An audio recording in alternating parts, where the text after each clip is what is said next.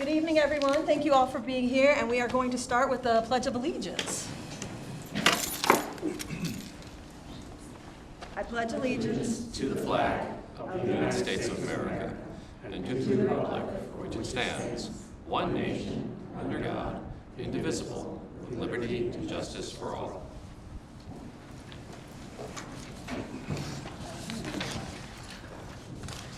All right, well, I'd like to thank you all for being here. The idea for the legislation work group began at our annual delegation meeting last December. We have been hearing from constituents all during the year about the overwhelming needs in Frederick County with regard to both school capacity and the need for replacing and renovating our aging school infrastructure. And we especially heard it loud and clear at that December meeting. I want to start off the evening by saying the work group was created not to supplant FCPS, Frederick County, or the state of Maryland, and we have complete respect for their unique authority, roles, and responsibilities. The work group was solely created to support and evaluate ideas to supplement or expand existing capital funding mechanisms or find new ways to meet the ever-growing capital demands. Our hope is that it will also be a resource for Frederick residents to have accurate information on school construction pathways from the state, county, and FCPS perspective. The incredible amount of collaboration that already exists is the foundation for this bipartisan work group. FCPS and Frederick County have been models for the state in not only how we fund the new construction for schools, but also in how well we care for our existing buildings, many for way beyond their usable life expectancy. We will hear about the challenges, successes, and current innovation, and we look to navigate around any existing roadblocks and help in any way we can. And assembled here today, I am so happy to be a part of this group. This is a very impressive work group, and most all of them I have been honored to work with in some role or capacity over the last 15 years of doing this. So I thought we could go around the amount of Board of Ed experience, the amount of city and county historical knowledge, and I'm not just saying we're old, but we have a lot of knowledge in this room that I hope we can all bring to share. So let's see, Dr. Lebo, would you mind starting going around the introductions? Sure. Paul Lebo, Frederick County Public Schools Chief Operating Officer. Catherine Rich, Executive Assistant to the Board. Karen Yoho, President of the Board of Ed. Ray Gallagher, Vice President of the Board of Ed. Brad Young, President, Frederick County Council. William Folden, Senator for District 4. April Miller, Delegate for District 4.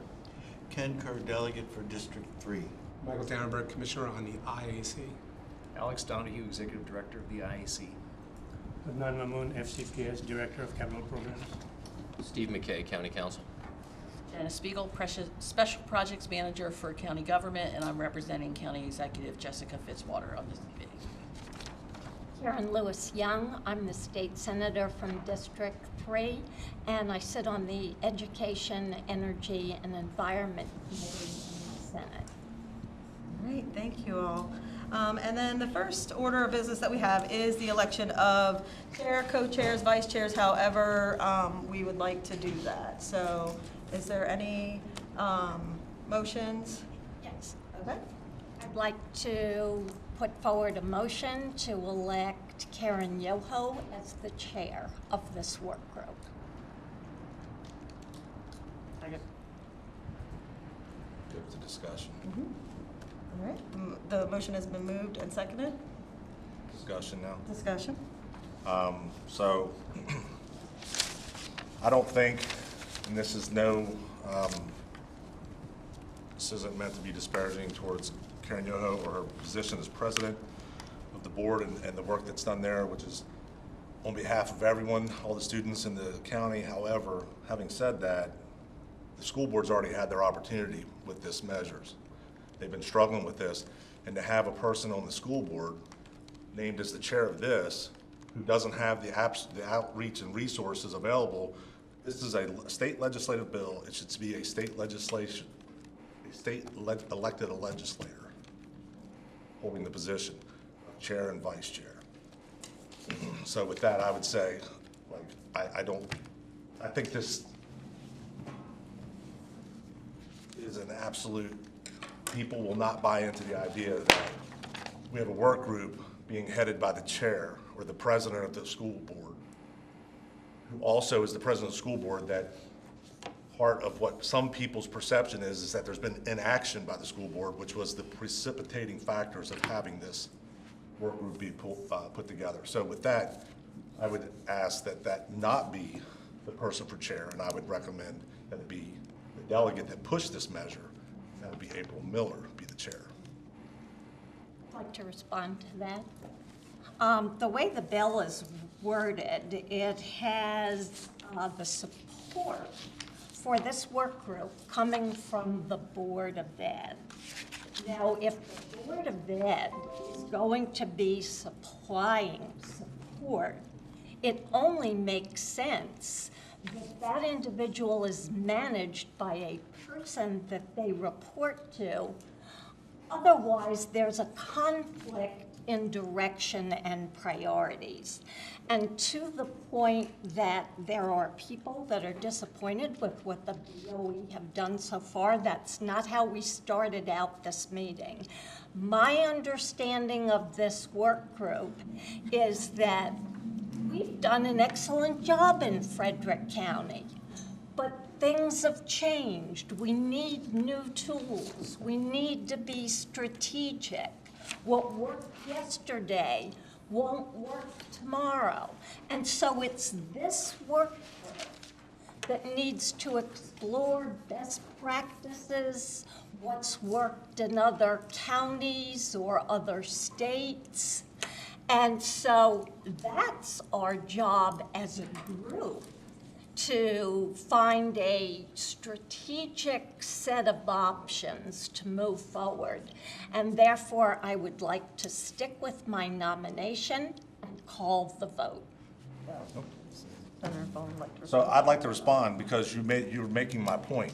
Once again, you said what worked yesterday. Yeah, we're having a discussion. We're in discussion. You can't force a vote. This is exactly the problem with what was happening in Annapolis when you didn't support this measure.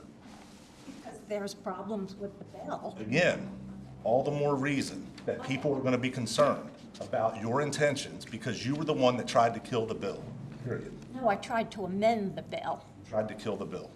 Having said that, you said what worked yesterday may not work, isn't working today. And that's the idea. Fresh ideas, and this gets reported back to the legislature in the next session. So why wouldn't it be one of the elected state officials carrying that message forward, that banner forward? Again, the president of the school board has already had their opportunities. This is about fresh ideas and fresh innovation and candid dialogue. This is supposed to be bipartisan, and you've already put someone in a position that they've had their opportunity. This is to be spearheaded and managed in a manner that is outside the current framework because it's not working. I have a point of information which should supersede discussion. I just want to know which members are voting. It would all 10 of us would be voting, or if you don't feel comfortable voting and you would like to abstain, then that's perfectly acceptable, especially given your role, and I completely understand. Yes, of course, yeah, it's the members of the work group are myself, Delegate Kerr, Senator Folden, Senator Karen Lewis Young, President Yoho, Board Member Ray Gallagher, Special Project Manager Janice Spiegel, Michael Derenberg, Commissioner Michael Derenberg, Council Member Steve McKay, and Frederick County Council Member Brad Young. So, and I like, again, I completely understand if, particularly with the IAC's role or with Janice, with your whichever role, if anyone wanted to abstain, I perfectly understand that, and it's totally acceptable. Thank you. Mm-hmm. Of course. Mr. Young?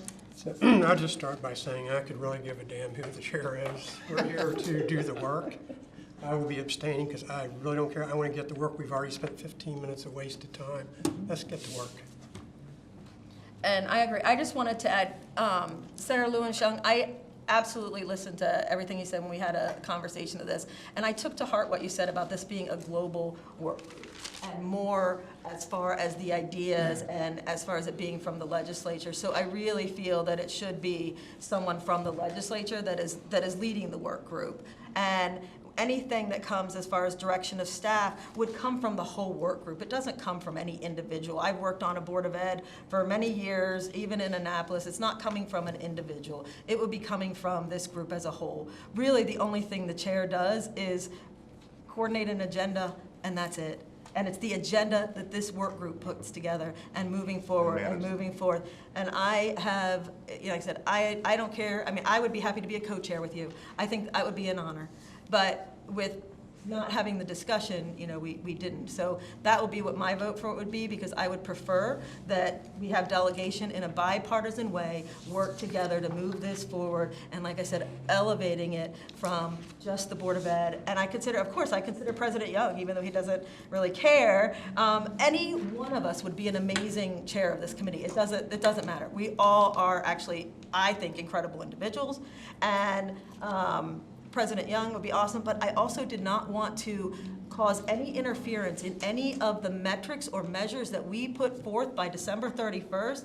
I don't want President Yoho to have any kind of issues of conflict of interest, saying, oh, I was part of this work group and now I'm bringing these forward. Or I would not want President Young to have that same situation. So they are the decision makers. They are the deciding body. Same thing with the commissioner from the IAC. He is a deciding body member. We are not deciding body members in this role. And so that's why I think we kind of are a little bit outside of it, but can help guide. And anything you mentioned, reaching out to other states, reaching out to other counties, reaching out to our own state, that's our role as legislators. And that's where I see our role as being an in-between and a go-between. So it has absolutely nothing. I don't want to do anything to put you in a position where you would be like, in any kind of discomfort about the role. So thank you. I can just say, I'm with Brad. I don't care who is. I am fine if it's, I assumed it would be somebody from the legislature since it was a bill. I do want to take issue with the fact that we've had our crack at it since we are not the funding agency, but I'll let that lie. So I'm agreeing we need to get to work. And I just wanted to mention that for me, I support Mrs. Yoho to be the chair primarily because it's nonpartisan. The Board of Ed members are nonpartisan. They have to work with the staff. I certainly support that. But again, I think it's more important that we just elect a chair and get busy. Well, there's supposed to be a chair and vice chair to this also. I mean, that's the thing. This was supposed to be bipartisan. This is what the discussion was in Annapolis, and the senator knows it. It doesn't say bipartisan down here. I'm just going to let it. Discussion that was had with the Senate president. She knows what I'm talking about. I'll just put my 2 cents in. I didn't agree with the point about there being a conflict if it wasn't a Ms. Yoho with respect to the Board of Ed staff and support. I don't think there's a conflict there.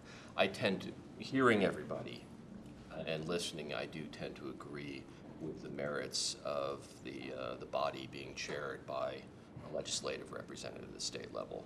Who it is, I'm a little agnostic, but I do agree with that emphasis. Thank you. I have a motion on the floor to elect Karen Yoho as the chair. There's a second. We now take a vote so we can move on with the agenda. So I just want to put it out there that prior to this forced election, which is going to be a farce, that my recommendation was going to be, this was set, don't act surprised, Senator, come on.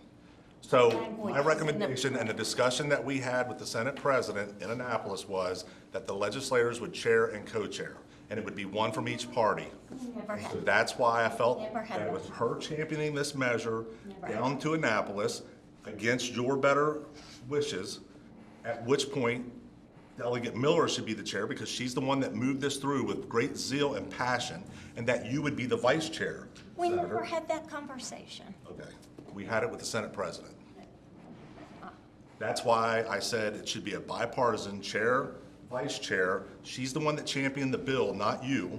But to be representation, have representation from each chamber, there would be one from the House, one from the Senate, one Republican, one Democrat. That's how I envisioned this, and that's how the discussion was in Annapolis, Senator, and you know it. Oh, point of clarification. Are we electing a vice chair in addition to the We chair? can Is either do that- it as co-chairs or a vice chair, and that could be a separate second vote, yes. Or if the motion fails, then we'll have entertain another motion. Yeah, of course. Any other Yeah, comments, I'd just like to make a comment. I Okay, think sure. the tone has started off in a Mm-hmm. weird way, and there was no mention of placing fault on the Board of Education when we discussed this bill in No. Annapolis. No? And No. in terms of a farcical election, I wasn't included in a discussion with the Senate President where it was predetermined. Never had. So I just, if we could maybe, You haven't had a discussion before this meeting? with the Senate President? No, I'm talking about with members of this board already. Members of this board. Yes. Members of this work group, thank you. That's my point. It's a bipartisan effort. That's my But I point. spoke with Delegate Miller and I spoke with Senator Lewis Young. That's bipartisan. I did not lay out a plan with the Senate President as to how this would be laid out. So can we just proceed in a civil manner, please? I don't think I've been, this is civil discourse. This is how the government functions. We're allowed to have differing opinions. What I don't appreciate is when someone comes in, that was a part of a discussion with the Senate President, and presents a false narrative. That is absolutely inappropriate. No, I object. I really. We're gonna go ahead and take the vote. Called a liar. I object, and you're not gonna do that. A motion on the floor Yes. is for President Yoho to be the chair of the work group. All those in favor? All those opposed? All those abstaining? Okay, so was that 4-3, motion failed? Motion fails. I'd like to make a motion. I'd like to make a motion that the chair and vice chair not be from both chambers. I'd like to recommend Delegate April Miller as the chair. I'd like to recommend Senator Lewis Young as the vice chair. Second. Okay, is there any discussion on this motion? I decline. Okay, that's fine. All right. She declines, then I'd recommend that Delegate Kerr be the vice chair. Second.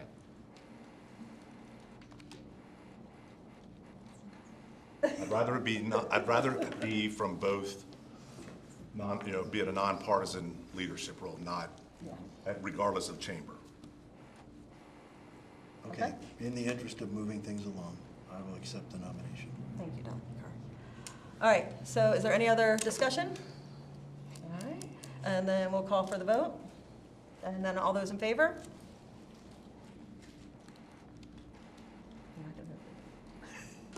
All those opposed? You could have abstained. And any abstentions? All right, thank you all. Moving forward, well, okay, I guess we don't have to move around. Next item on the agenda is actually a review of the charge of the work group, and you guys were all provided with House Bill 1016, which is what was passed and signed into law. And it is on the second page where you have the charge to the work group for us to comprehensively evaluate all school facility needs in the Frederick County Public Schools portfolio, evaluate solutions to balance the fiscal demands and educational needs of Frederick County school construction priorities, consider cost-saving and cost-sharing opportunities for new school projects, maintenance of existing buildings, and renovation. So does anyone have any discussion or questions about the charge? We will talk more about that after our presentations and when we open it to discussion and for moving forward. So does anyone have any questions or concerns about it at this point? Senator Lewisham? Yeah, I just want to reinforce what I said earlier, that this is a long-term view of how do we construct schools? What are all the options? What are all the tools? There needs to be more tools in the toolkit. What have other jurisdictions done? What works, what doesn't? what's relevant to us and what isn't relevant to us. This is not about a specific school or schools. We're not narrowcasting, we're broadcasting. We're looking for approaches. Funding specific schools is not the mission of this work group. It is the mission of the Board of Ed along with the County Council. I want to make that clear. Thank you, Senator. Any other comments or? Then in that case, I am going to turn the meeting over to all of our experts. As far as from the IAC, Executive Director Donahue and Dr. Paul Lebo from FCPS, and of course, the ever-present Janice Spiegel. All right, you guys take it away. Thank you, Madam Chair. First, thank you so much for having Commissioner Derenberg and myself here as support and information provider from the state agency, primarily tasked with supporting school districts and counties with school facilities matters. And thanks also to Paul for running the presentation as I talk through. I'm going to be as efficient as possible here. Just in case the slides are not showing 100%, we might have to shrink them a tiny bit to get the bottom of the slides. I'm not certain yet. We'll find out in a moment. Next slide, please. Just a quick summary. The purpose and the role of the IAC in this work group is to support Frederick County in carrying out this work group legislation and in identifying comprehensive and strategic solutions to the portfolio needs, provide information about IAC policies and processes to help inform the local decision-making and share best practices. Today I want to briefly touch on a handful of items here. First, just to explain what the IAC is for those who have not encountered the IAC much before, what we do. Second, a summary of the statewide needs that we see and the major areas of need. And then third, a quick touch on a couple of high-level points about the Frederick County Public Schools portfolio from the IAC's perspective, acknowledging that the holder of all the detailed data on the portfolio is Frederick County Public Schools as the owner of the facilities, not the state. So thank you. Next slide, please. A basic quick history of the IAC. It is the state's agency responsible for allocating state capital dollars to school construction projects, formed in 1971. For many years, it had a relatively limited mission of grant management until 2018, when the results of the Knott Commission advised the state that it needed to expand the state's role in supporting school districts and counties in management of their school facilities portfolios because of the changing need picture. And in 2023, the IAC was established as an independent agency of the state, moved out from where it had been underneath the State Department of Education. Next slide, please. State capital funding, just a quick look at a couple of the major areas. First, the state CIP or Capital Improvement Program and the parallel Built to Learn Act program. It provides state dollars in project-specific grants. Just want to make sure that's very clear. They're not block grant programs. They're project-specific grant programs that allocate state funds to projects based on IAC discretion within the context of statewide needs and with a focus on equity in terms of funding per student. But historically, the IAC has always given very significant deference to local priorities in those funding allocations. The IAC also operates a handful of other smaller programs, including the Healthy School Facility Fund and School Safety Grant programs. Those are also project-specific grants based on some statutory criteria that prioritize certain subset needs. A couple main points here. Allocations are at the IAC discretion because we are balancing limited appropriations and resources against all of the needs statewide, and the allocations are assigned to specifically approved projects. Also, these funding programs are established by legislation and they are subject to annual changes. Some have not changed much in decades, others have changed significantly even just in the last year. Next slide, please. Taking the CIP just at a glance to understand resources versus need, The statewide shortfall was last year we were only able to fund 31% of the requests given to us by the school districts. In the CIP, the requests exceeded $1 billion for the second year in a row, and we had about $314 million to allocate, so we did the best we could.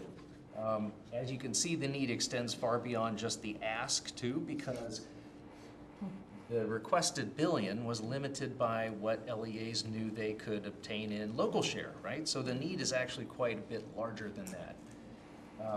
All LEAs are facing the need for major renovations and replacements greater than they are currently planning to do, and the need extends beyond the local and state budgets. Next slide, please. When the IEC goes to fund a project, it evaluates the project against other needs statewide and the needs in the LEA, looks at the local priorities as provided in the CIP request, and then when it goes to fund a project, it uses a project funding formula that is intended to support equity in its allocations across the state. And what it uses is a formula that takes the quantification of eligible enrollment for that school project, which is a net balancing of the projected demand in enrollment versus the supply of seats in that school and the surrounding schools. That net is multiplied by a standard square footage per student amount so that it's equitable space allocation supported across projects. That's multiplied by the state cost per square foot, which equalizes the funding to projects, knowing that some projects will end up being bid at higher prices than others across the state. That dollar per square foot cost is updated every year, at least by the IAC, based on market conditions and the study of recent projects in the previous year. But it can be updated even more often. It has a couple of times in the last decade been updated twice in 1 year. Currently, it's $416 a square foot without site development. And then that's multiplied, that final product is multiplied by the state cost share, which is also set by the IEC every 2 years for each county based on a complicated formula that looks at local wealth, tax base, and some student need characteristics to take into account local fiscal capacity and wealth. The result is a total maximum dollar amount that the state can put on that project. And if the project costs more than that, the remainder is local responsibility. Next slide, please. Director Donahue? Yeah. It says eligible enrollment projections. Is there an ineligible enrollment projection? Good question. That's kind of eligible enrollment it's a shorthand term. It's probably better technically explained as eligible net capacity in light of projected enrollment and available seats. Jumping ahead a little bit, is this where Frederick County's getting hung up, is with this number? No. General shortfall in total resources, the major reason for that. But I'm thinking that we're the fastest growing county, and so we do have some enrollment projections going out, knowing where our growth is going. But if we are held to the same level of eligibility as everybody else, I'm wondering if, the eligible, I think, is what's. Can I just try to a local example to maybe clarify a little bit? So if I could use Waverly Elementary as an example, we replaced a school that had roughly 500 seats. We replaced it with a school that has over 1,000 seats. The capacity was 1,019. What that accounted for was not only the current attendance area of Waverly, but all the adjoining attendance areas who are also over capacity. So that's how the IAC it's done in coordination with the locals. They review the data we submit and they say, yes, we concur that the 1,019 student seat that you're building is reasonable given all of the capacity in the adjoining attendance areas and the projections that you're looking out five years. So I didn't mean to step on yours. I thought maybe a local example might help. Exactly right. I think that is very helpful in addressing, I think, your concern. I think the other thing I can say is generally the projects Frederick County Public Schools brought to the IEC have not been limited on the enrollment side. The issue has, so in other words, I believe that we have been funding essentially what you've been asking for in the projects you've been building. What we have not been able to do is fund enough of those projects that you have backed up needing funding because we don't have enough total allocation to give. But where you've built a school, we've been fully supporting those seats. Okay. Right, because we recognize the enrollment demand is going to be there, Yeah. and we base it on the Frederick County Public Schools projections. Again, I may be getting ahead of myself here, but is there no consideration for unanticipated exponential growth within all 24 jurisdictions as us So- being an outlier? So I don't believe there is much, if any, unanticipated. I believe that Frederick County Public Schools projections have been very accurate, have been showing that large growing, burgeoning need, right? Clearly show growth rates far above any of the surrounding. The state has not been looking at Frederick County schools as having growth trends like the other districts. And we have not been funding at the growth trend level of the other districts. And I believe that if we go back and do statistical analysis of FCPS's projections of year X after year X, you'll see that the accuracy rate is very, very high. We haven't been surprised. The issue is the growth has been huge. There hasn't been enough dollars to meet all of it as fast as we want. Just real quick, let's ask everybody to kind of talk up, because we're not having the mic, so I want to make sure everybody back here. Sure. Thanks, please. Absolutely. Oh, go ahead. Just a little follow-up. One of the questions that we often get from the public, you knew the growth was going to happen, why didn't you have the schools built in advance, right? And I think this discussion about eligible enrollment is part of that answer, right? Because you're going to look, there, based on FCPS projections, you're going to look at when that school's really needed within a certain, probably fairly narrow time frame. What is it, a couple of years? Such look that 7 years 7 out years out. on making funding allocation decisions. knowing that it's going to take anywhere from 3 to 4 to 5 years to actually design and build Get the that school. doors open to meet that need, right? And at that time, you're expecting that school, given any realignment of surrounding schools, is going to be pretty fully utilized, probably in the 90% range or so, right? As opposed to building, putting forward for funding a school in advance of that growth. It might only open the doors at like 60, 70%. You're not going to fund that kind of project No, the based state on this certainly can't afford it, consideration. but neither can local jurisdictions. Yeah. So I think, again, to your point about funding to meet need or projected need, the first point I have to make is those decisions are primarily local decisions by the owner and funder of the portfolio, which is the local school district and county. They communicate to the state what their plan is. They request state support for the projects they're planning. We simply look at the numbers to see, do we see that same need that the local jurisdiction is describing? Yes, verify, fund to the extent that we can. And what we've been doing for Frederick County has been funding all the projects that we can afford to fund within the statewide context. We just don't have enough to fund all the ones that you need and want to do. Okay, thank you so much for those questions. Those are helping provide detail, but yes? One more. Can you just run through the state cost share percent again? Can you run, because I know it's Sure. not an easy formula. Sure, so the state cost share is a percentage from 50% to 100. It has been generated as a result of a 7-factor formula that we update the calculation for every 2 years. And it is, the 7 factors effectively take into account a number of student characteristics, student population characteristics, as well as local tax base and county wealth characteristics. And so the IEC every 2 years looks at obtains the input data from the State Department of Education, we run the calculation, and we adjust those percentages, which for the lowest is 50%, and the highest is 100%. And that is, go ahead, yes?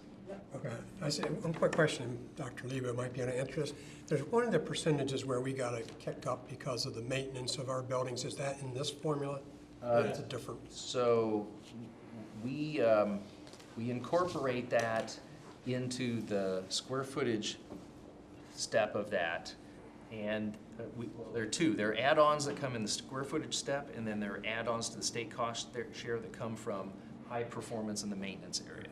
And so if the maintenance score for the school has been sufficiently high in the last review, the state cost share can be bumped up by 5%, which can mean a significant amount of money on that project. Yeah. And that's a recent development. We were just able to get that in statute 2 years ago. And then is there any room, as like when we're talking about growth and, you know, fastest growing county, is in the state cost share, is there any wiggle room in any, like where else other than the eligible enrollment projections, where would that kind of fit in if we were trying to? So I would say we should leave that conversation for the coming year, because the IEC is going to be doing a full revamp of the state local cost share formula and process. First time in at least 20 years. And so what's there now isn't going to be there for very long. Yeah. Is one of the considerations going to be giving additional support to faster growing? I don't know yet. I really can't say. Can't predict, but. Throw that in there for us. Yeah, do we, yeah. What do we need? So the question is, who would we lobby if we want that to be part of the consideration? Well, Commissioner Derenberg will be one of the members voting on that when it comes to the commission, so I'm sure he's taking notes too. Hi, new best friend. You have dinner plans later? So, I mean, a lot of it is the funding that the state gets also. I mean, that's a lot of it, you know? I mean, one year we had $1 billion, close to $1 billion, right? well, yes, And then- and and that then- was and then we have right 300. through the Build to Learn Act, yeah. So that's a big difference, you know? And then you guys have to be ready when we have that money. So you have to have the projects ready. We're always ready. We're ready, we're shovel ready. So I said two more questions. Yep. They're ready. It's my understanding that Frederick County has been averaging about 67% state funding, and during the prior administration, we had a couple of projects that we actually received 72%. Is that accurate? I don't have the past numbers right in front of me. I can pull them up on our website if you really want to look. It's accurate. Okay. Yes, we did get 72% for a few of our recent projects, including Middletown, co-located school, and Yellow Springs are two recent examples where we qualify for the 72%. We are Those are at, maintenance add-on. yes, and we are at 67% is of eligible costs come to Frederick County currently. That was increased, I want to say, last year. Prior to that, we were at 65%. Prior to that, 2 years prior to that, we were at 64%. So we're right around in that ballpark. And is that evaluated on a project-by-project basis? So the state cost share figure for the jurisdiction is not. It's set every 2 years as a result of recalculating the 7 factors. Whatever product comes out of that formula calculation is the cost share for all projects for Frederick County. Unless it qualifies for the 5% maintenance add-on or other add-on like net zero, and then it'll get more. And you mentioned that share ranges from 50 to 100%. So are there jurisdictions that are getting 100%? There's one right now. Well, I'll be them. Yeah. Which district is that? Two. Somerset is at 100. Somerset's 100%. Wycomico and Baltimore City have also been at 100 or fluctuated a little below that over the last few years. There have been quite a few shifts. Thank you, Paul. Next slide. The importance of this funding formula, I want to just point out a couple things. You know, it sounds complicated and you think, well, why go through that kind of rigmarole? First thing is it supports the mission of educational sufficiency for all students because it ensures that we're funding an amount of square footage that is sufficient to deliver educational programs and services to students anywhere. Second, it's proven effective through decades of use and development. It's been very much pressure tested. Third, it supports the equitable need-based distribution of available state funds because it helps us put dollars, just enough dollars needed on each project, allowing us to move the remaining dollars in our allocation to more projects around the state. It supports best practices in portfolio management, and we do monitor and update it as frequently and as needed by the IAC's team of industry experts. On the right is just a snapshot of a piece of one of the calculation forms that we use to apply that formula, and this is something that each LEA's facility staff is very familiar with. Next slide, please. Right now, let's take a look at the statewide need picture briefly, and I appreciate your patience as I go through these pieces, but I think it's going to be helpful context. There are three main buckets of need, as we're internally terming them, across the state in the facilities portfolios. The first is deficiencies in condition and educational sufficiency due to growth and just natural aging of buildings, right? Expected useful lifespan of a school building is 50 to 60 years. Functionally, right, educational practices change much quicker than that. So of course these older buildings may not work great for education because they're designed from under, you know, the thinking and practices from decades past, but they're still in decent shape and they're still functioning. But sooner or later, every building needs to be renovated and then or replaced. Second is the blueprint for Maryland's future is a state strategy that is looking to expand the reach of pre-K programs around the state. And we don't know what that need level is yet. Of course, the major factor is it's optional. Families can choose to take advantage of it or not. We don't know how many families will. We don't know what kind of changes in rates of participation will happen in a given location. The requirements are changing. Community-based needs are different from community to community. Very hard to quantify what those pre-K seat needs will be, but our rough estimate statewide is that the state school systems appear to be about 300 pre-K classrooms short. It's a very rough estimate. And at an average cost of about $1 million a classroom, we need about $300 million more to establish, to put in place the needed pre-K space for Blueprint. Just to be clear, that's 300 in addition to the 4.1 billion that is in the blueprint. Yes. Thank you. Yes. And then the third bucket of need in the facilities area is to decarbonize and improve the energy efficiency of the existing portfolio to meet the state's climate protection goals and to reduce the operating costs over the long haul in coming decades. Those three buckets of need are stacking up, right? They're becoming, and each of them is significant, right? So we're facing extensive needs, and the IC is working to quantify using data that we have from our statewide condition assessment of facilities and our work with each LEA's facilities planning departments around their pre-K strategies and needs, and looking to quantify what will it take to bring older buildings to a higher energy efficiency standard along with the changes in the code requirements that are driving in a similar direction. And so this year is a year of quantification for the IEC. We are really working across a number of fronts to collect the data needed to quantify the need in these three areas. Next slide, please.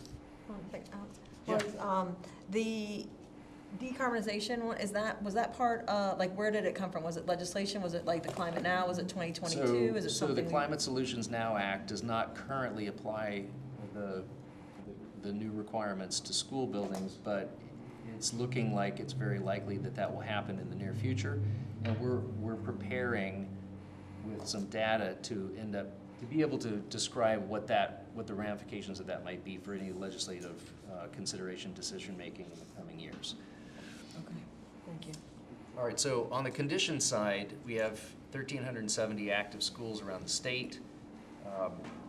A significant percentage are 50-plus years old, and we know that those will not be able to remain in service for much longer, so there's a number of schools that are on the list for planning for renovation or replacement. Next slide, please. And why do we have these conditions? First, declining capacity for investment in school ops and maintenance across the LEAs. Competing pressures on budgets have produced budget ability for investing in facilities in a lot of cases. Unprecedented inflation and construction cost increase tripled since 2003. Construction costs have gone up more than twice the consumer price index, and that's not necessarily common knowledge. Yes? Is that at least in part due to prevailing wage? Not significantly from our research and analysis. It's far more a result of competition for natural resources on the commodity side and changes in the labor market, reduced availability of contractors and labor for construction, pushing prices up across the state and in construction in all types. Another item here that's a factor is increasing average age of schools across the state. Just about a decade ago, the average age of schools in our state was 24 years. It's now 31. That suggests that the capital renewal investment level has not kept pace with the aging of the existing portfolio, and we're losing ground on condition. As a result, we have to leverage the available state resources to maximize their impact across the state, and we're having to do that in new ways. That goes back to the Senator's point that conditions are changing now compared to in past decades. We are not able to fund as much as we used to. We're not able to approach project support in the way that we used to be successful. So together with the LEAs, we are really trying to think outside the box, reaching for other solutions, considering things like public-private partnerships and state support for such. Next slide, please. Pre-K. All right, so this is a recent addition to the complicated set of challenges that we all face together. The blueprint is a need-based extension of pre-K services. It really does address a number of different special population characteristics and needs. But every LEA has a different set of challenges based on availability of private providers, which we're seeing is very, very limited, and in availability of usable spaces in their existing facilities portfolio.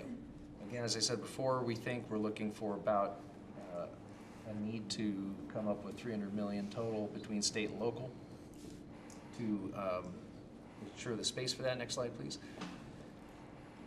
And on the decarbonization, schools are not currently required to meet some of the new requirements on buildings in the commercial and residential sectors, but we expect that they will be in the coming years brought into that. There's a lot of discussion going on right now about that. And many of the schools, of course, because of their age, do not have efficient energy systems or even controllable ones. We have school buildings that have antiquated HVAC systems that are running when they don't even need to be because they can't shut them off the way they need to. So the IEC is working on a process to increase the data collection statewide to identify how can we make these buildings cheaper to operate, more energy efficient, at the lowest possible capital investment so that we can continue to address the condition needs and pre-K where it's needed, and do this in an integrated way so that we don't waste money on improving systems that are going in a building that's going to be replaced, say, 5 to 10 years in the future, right? Because you're going to throw away 10 to 15 years worth of usable life on that new fancy HVAC system you put in. Do you see it being as like a grandfathered in type situation, maybe? Like where So- it wouldn't be an all at once? I mean, that would be, It would be impossible to afford to upgrade every school in even a decade. right. So what we know we're looking at is a 20-plus year trajectory of investing in different types of energy efficiency measures for different sets of schools in a phased manner, so that we're hitting the ones that we can make energy efficient and CO2 reduced for the lowest cost, because we're already going to be renovating them, right? It's going to happen as a part of the renovation and replacement process. And then later for the ones that can be done after those systems have been exhausted and can be replaced in a cost-effective way, yes. This has been really, this is great information. Has there been, so the decarbonization, have you guys had the opportunity to give what the percentage of increase on construction that costs on a new versus if it was done as it's built out today, right? There's no mandate. How much more is it gonna cost? I mean, I understand what you're saying about, is it worth retroactively putting it in and then wasting that? Totally understand that. But forecasting forward, the decarbonization, is there a percentage of increase that we know? Not yet. No one has done that yet. In fact, what we are looking at is there are models out there in the country for people who have taken portfolios and done some of that math, but they haven't been school buildings, right? They've been things like hospitals, hospital groups, and office buildings. What we need to do is we need to identify how far away from energy efficient our current school buildings are. We have a real range, right? Because we have some new ones that are pretty efficient. Right. And then we have a lot of older ones that are still, I mean, we only got rid of the last coal-fired heating plant in Maryland just a couple years ago. So we are in the process of that data collection right now so that we can crunch those numbers and say, what needs to be done? What would it cost? And what are we looking at? We don't know if it's this, or this. I appreciate it. I just was curious if y'all don't crunch it. No, this is the beginning of that process, frankly. And in fact, because the Climate Solutions Now Act does not actually impose requirements, thank goodness, on the schools yet, Yeah. we're trying to get out ahead of this Right. and have this data help inform that decision-making process. The irony is that Climate Solutions Now, that's SB 528 from 2022 is what you're talking about. Right. And that bill is one of the reasons that we're also dealing with a sidebar, but the energy issues that we're having in the state and Frederick County, we just have to be meeting about. But I do appreciate your insight on that. It's really helpful to understand that, and thank you for clarifying. Oh, I'm sorry. There is a state fund that has about $80 million in it for clean energy. I forgot the technical name for it, but basically organizations, corporations that have been the bad players are paying into it. This year there was a bill passed for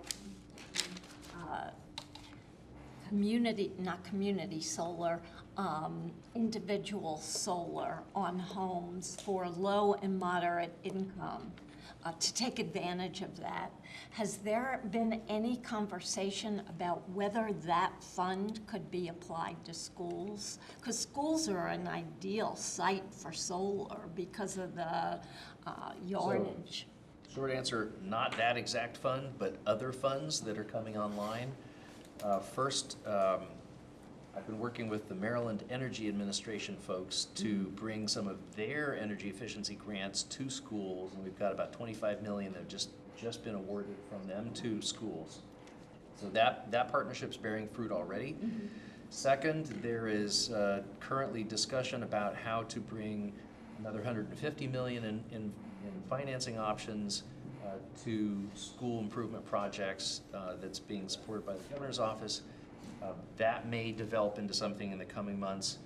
We're also connecting all school districts with the Federal Inflation Reduction Act Direct Pay Reimbursement Program, which is now making available federal direct payments to reimburse for part of the cost of energy efficiency improvements that school districts are already making in their current projects.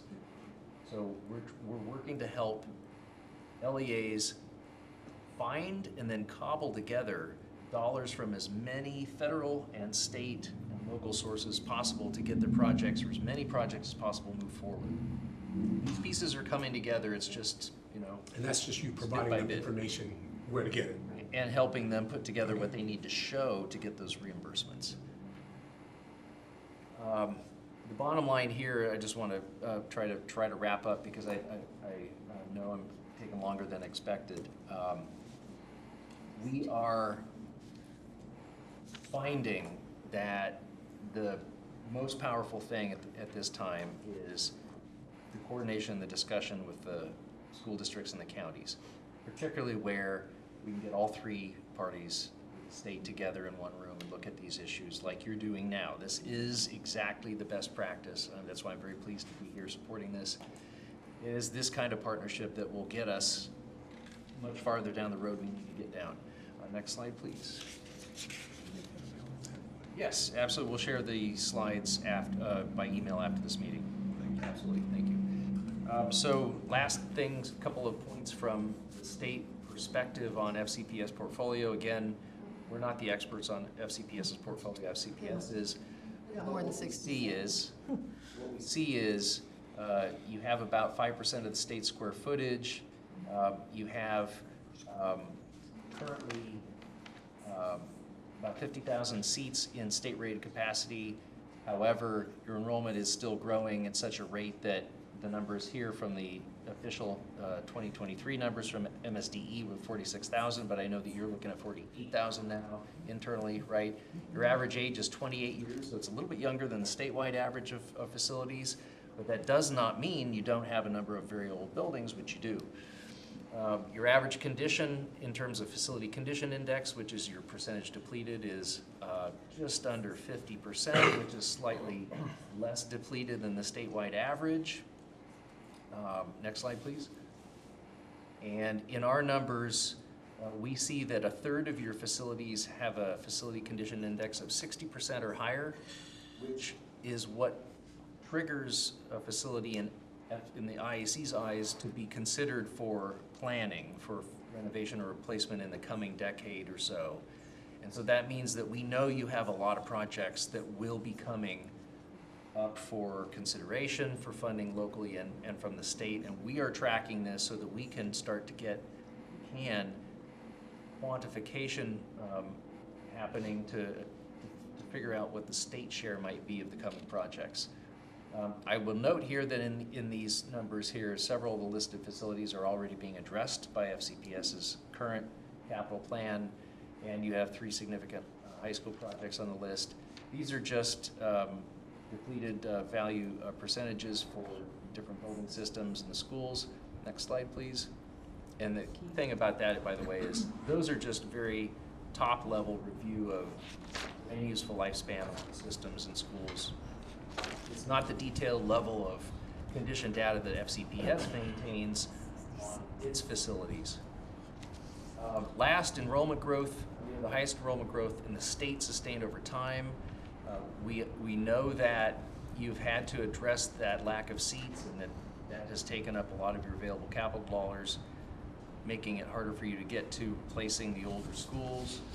You have been doing very, very effective, and again, FCPS's maintenance scores have, for the last few years, been either number 1 or number 2 in the state, but it's really not sustainable considering the capital costs facing the jurisdiction. You're not unique in that. A lot of other jurisdictions are hitting the wall similarly, but just recognizing that your excellent competence and efforts here are still not going to carry you forward in the way you need. Managing demand, just want to note here that the school district projects the future demand. The Department of Planning reviews and validates that demand only at the LEA level. So we work with the school district in their master planning, reviewing their plans to inform how we handle project support requests. We review supply-demand balance at each school project for funding allocations, and we help support comprehensive master planning that will address all three buckets of need, because they cannot be addressed separately. They have to be addressed in a very integrated fashion, or we will not get where we need to go with the limited dollars we have collectively. Next slide, please.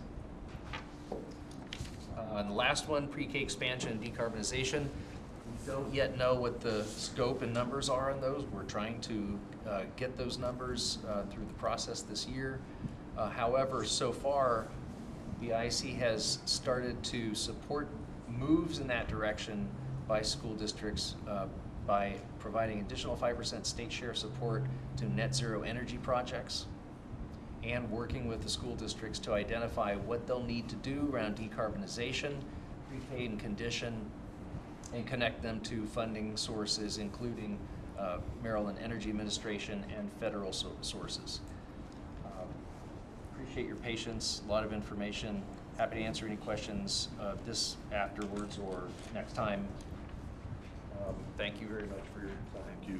Thank you. Thank you. And thank you both for coming and traveling to be with us here. It was a lot of great information. So I really appreciate both of you. If I can just say, yes, thank you so much. I think everybody, including our audience members, found that very helpful. We just got into a discussion about how many buildings we have, so that's where we're kind of going back and forth there. It's all out of It wisdom. changes more than once a year, so So we're I wouldn't worry about that number too much. Thanks.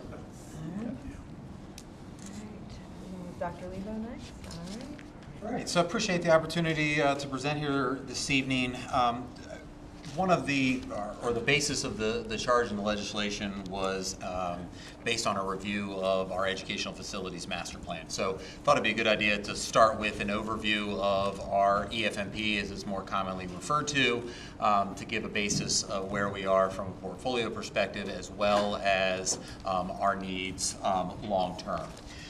Wanted to highlight two other things in the agenda. There was a link, as well as was emailed out by Delegate Miller's Chief of Staff, Ms. Bender, a link to our educational facilities master plan. On that website is also 3 different resources that are available. It's available to the public as well. To be brutally honest, we know that EFMP is a beefy document because it contains a lot of rich data, which we use, the county uses, and the state uses on a regular basis. But there are 3 resources. There's an interactive map that really summarizes it in a different manner, if any of the members are so inclined, as well as a detailed review of the residential development pipeline that exists in Frederick County. So you can do it by county, you can do it by attendance area, you can do it by school. So that's another resource that's there on that web page, as well as our interactive capital projects map. So what is the EFMP? So the guidelines for what's included in the Educational Facilities Master Plan is outlined by the IAC through their Administrative Procedures Guide, but the requirement to have an updated plan is outlined in the education article. So we are required to have an update to that plan on an annual basis. It is critical that these elements are evaluated on a formal basis annually, but these are items that, frankly, we look at routinely throughout the year as we're looking at our portfolio needs and making decisions about how to best support our overall portfolio. Just a couple of things, and Mr. Donahue talked about this a second ago. You know, we always put an asterisk anytime you talk about enrollment in Frederick County because it grows every single day. So we are over the 48,000 mark, and we are projecting 48,905 students this September. Again, all of those are items that he talked about. Where we are from a current project status. So this fall, or this past fiscal year, and what we'll look to open this fall as an addition at Crestwood Middle School, we've done a limited renovation at Monocacy Elementary School. And as fiscal year 25 has begun, we've already jumped into additional projects with the replacement of Green Valley and Valley Elementary School, which also included expanded capacity at both of those schools, as well as limited renovations at Spring Ridge and Ballinger Creek Elementary. In design is a Yellow Springs Elementary School replacement, which will also include additional capacity as part of that project, as well as design, which is ongoing, for the replacement of Middletown Elementary and Middletown Middle, which we are doing into a co-located building, which is part of one of our efficiencies that we saw with that potential project. And a recent addition is the indication by the county executive to submit a supplemental appropriation request to the county council for consideration for funding a new elementary school 41 on the eastern portion of our county. I wanted to point that out as to highlight that in particular. While that has not been approved yet, it has been a point of discussion. And if we get back to Mr. Donahue's presentation, the IAC has already approved what the educational, the state rated capacity will be for that building, and it will be 881 students, which is larger than we would typically build at the elementary school, but it is in recognition of where our capacity needs lie. So where are the major growth areas in particular? Because that has been a driver of much of our new capacity projects. The greater I-70 corridor is our fastest growing area, where we see the most residential development and active units being constructed, as well as a large number of developments within the municipal boundaries of Frederick City. Again, if you dive into that website that I mentioned, you can really dive in and see exactly where those pressure points are from a capacity perspective and which attendance areas they are impacting. But right now, we anticipate over 10,000 additional dwelling units in the approved pipeline throughout the county. Where we are from a enrollment projection perspective, part of the EF&P requirements is to look out to the 10-year period. So by 2033, we would anticipate, based on our current enrollment data over the last few years, that we would be at 56,870 students by the time we hit 2023. A lot of times we get questions on the accuracy of our enrollment projections. We have a phenomenal facilities planning team. They are experts in their field. They are expert planners and GIS data analysts. And you can see the projected versus the actual enrollment is incredible. The industry standard is really within 5%. And as you can see, most of the time, we are less than 1%. The outlier there is the fall of 2020, which was COVID, and the start to that school year. And so we projected higher than we saw from student enrollment. But then that next year, 1 year later, in September of 21, we exceeded the enrollment projection from the prior year. Before you go off that slide, Paul, so this is across the entire system that we're looking at these projections and these projections being as close. Do you have as much confidence when you go school by school at the enrollment projections that are forecasted by each school to be within that kind of a margin? So I can answer that in two ways. The first is the annual projection for what we look at the next year.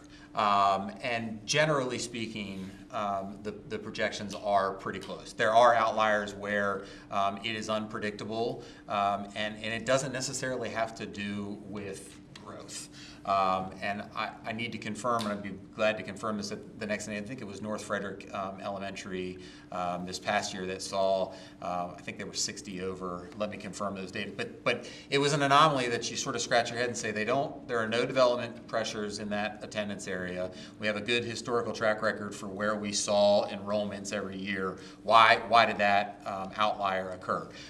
The team did some deep analysis into that, and a lot of that has to do with the amount of multifamily dwellings that are within that attendance area and the unpredictability of turnover in those units. And that is where it becomes difficult to project on a school-by-school basis. The biggest challenge, honestly, is in the out years, the 10-year period of enrollment projections, especially school-by-school, where we know we have development growth in particular, but it's hard to predict exactly when that enrollment growth will start to surge. And if I can give a specific example that many in the room will be aware of, let's talk about the Casey property out in Newmarket. It's roughly a 1,000-unit development that was approved in 2014. They have not started construction. So if we put it in the EFMP in 2014 when it was approved, that initial projection would be gone because we've gone 10 years now and they haven't produced one single residential unit at that point. So there is a definite science to the enrollment projection process, but there is also an art, and this is where the expertise of our facilities planning comes into play, and really trying to target where those out years will lie. We also can't predict the housing market.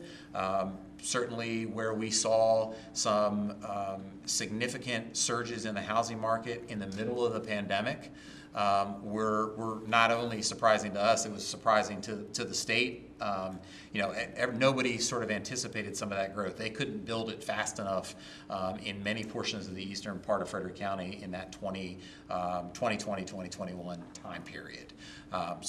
Sorry, that was a long-winded answer to your question, but it somewhat depends on the attendance area and what we're seeing from pressures, and then there are other things where there are anomalies that are just frankly a little difficult to predict. And just bridging off of that question and your answer, is it fair to say that as we start shifting towards newer forms of development, for example, the South Frederick Corridors plan is going to call for an entirely new form of development, higher density, that when you start to look at that kind of development where you don't have a basis, a history to kind of guide you in terms of how to project those numbers, that's going to be a bit more problematic, kind of look out in the future there.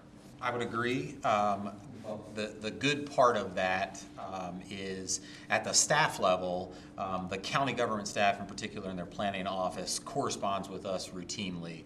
And so the development of the South Frederick Area Corridor Plan did include input from Frederick County Public Schools, and we certainly know even things beyond schools, but what does the transportation network look like? How does that impact the school's ability to respond? Because we anticipate that we would need to build schools in a very different manner than we do now in terms of less acreage, because there will be more amenities built into communities, so we would need less acreage, but square footage will likely be vertical versus horizontal with what we're used to. So I have confidence in the collaboration with county staff to really look hard at that. But to your point, Councilmember McKay, is the brickworks, which those unfamiliar is sort of diagonal across from our central office.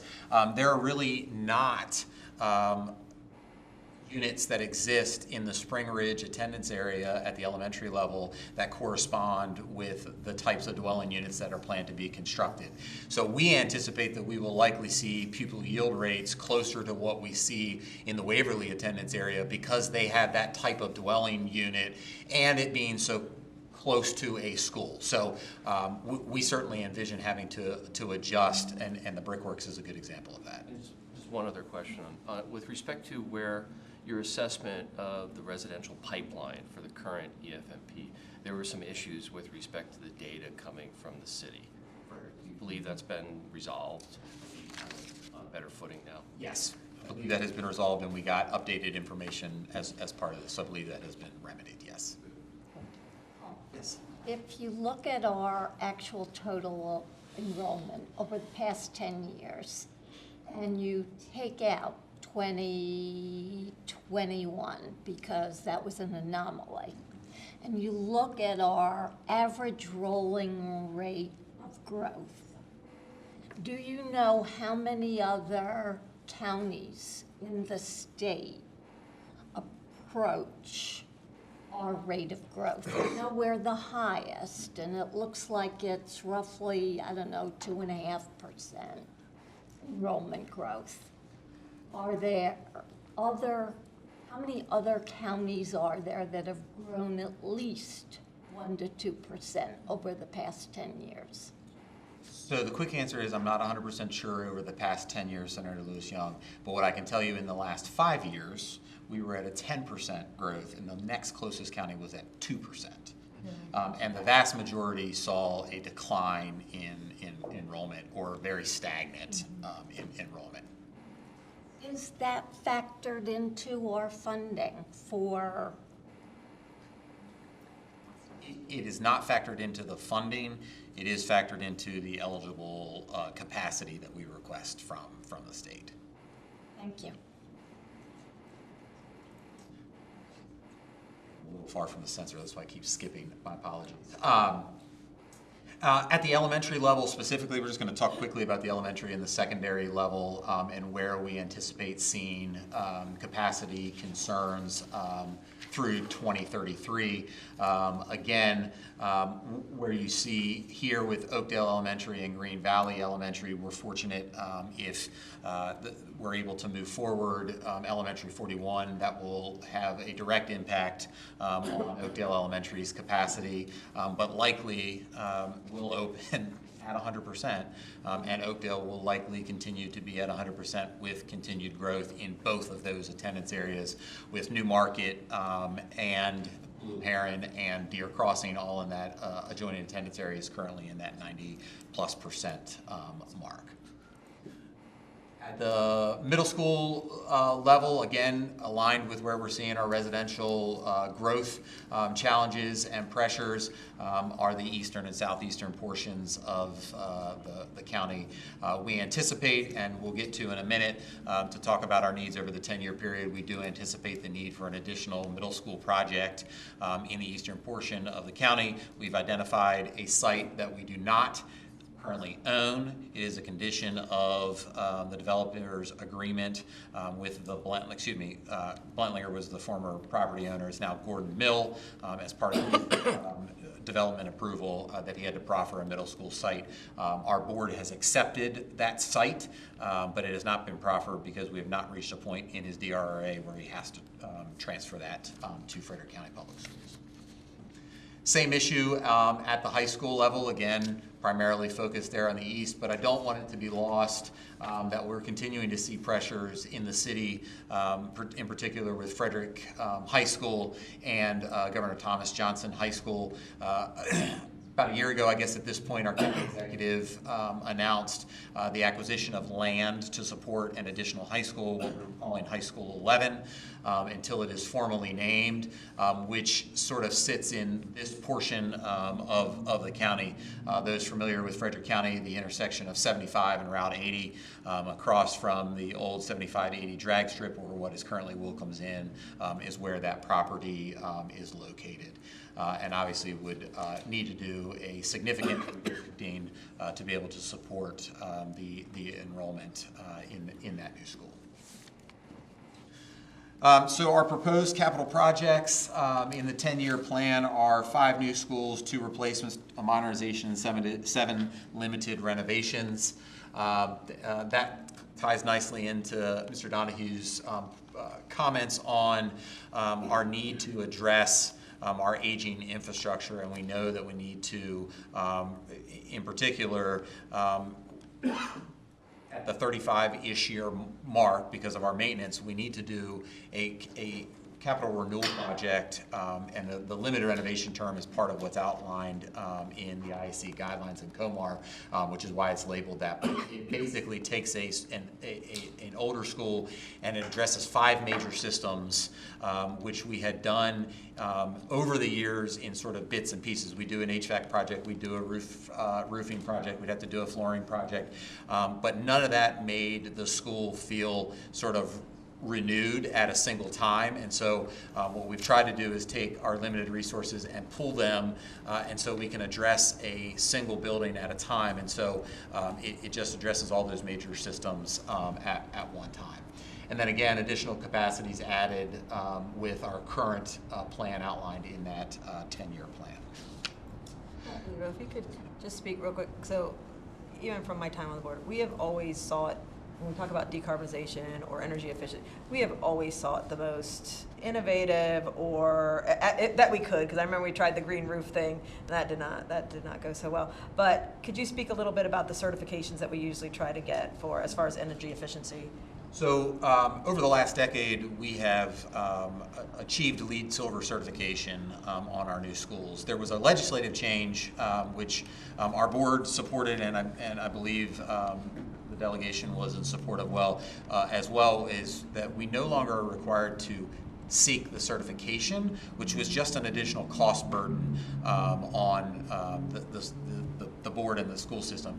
But we still design, we have to meet the design requirements of LEED Silver certification and oftentimes exceed those design requirements. But it frankly became a cost exercise to submit when we knew through our reviews at the state level and obviously the design professionals that we hired, we were meeting those standards because frankly many of them are built into the code. And so that's where we've been on the last couple. We haven't attained certification because we haven't needed to, but they've been designed that way. Thank you. So this is the proposed timeline for our projects over the 10-year period. One of the things that I want to highlight, if you go back and you look at previous EFMPs and you take this and you look at next year's EFMP, project order will likely shift and be adjusted based on a number of factors. First and foremost is our fiscal realities. There are difficult decisions that our board and staff, frankly, through the recommendation process have to make about, we might have had, and I'm going to use Liberty Elementary and Brunswick High School as two examples that have shifted out. If you go back to Mr. Donohue's slideshow, Liberty Elementary has our highest FCI in the district by leaps and bounds over any other project. And that project has been shifted for greater than a decade because of where the funding sources and where our funding levels have been. So all of these are, that's part of the decision making annually by the board is where do we have to prioritize projects to use our resources in the best and most appropriate manner possible. One of the things we talked about in the joint delegation meeting, and we've talked about this routinely with our board, one of the other challenges that we have is in any given year, we might have a building emergency where we have to invest a significant amount of money into a building.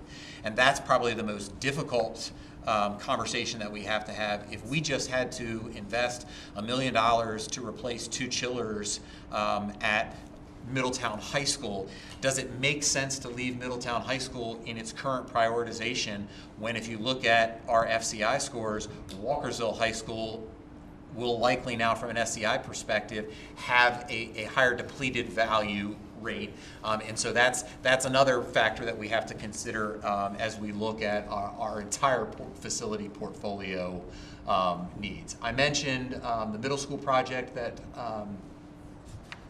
we had talked about here with New Middle School 14. And then one other piece of note here, we've kept the pre-kindergarten expansion on here somewhat as a placeholder because there's still many unknowns. Again, what do those out years look like in terms of the demand from the community? Currently, we are able to meet our demand.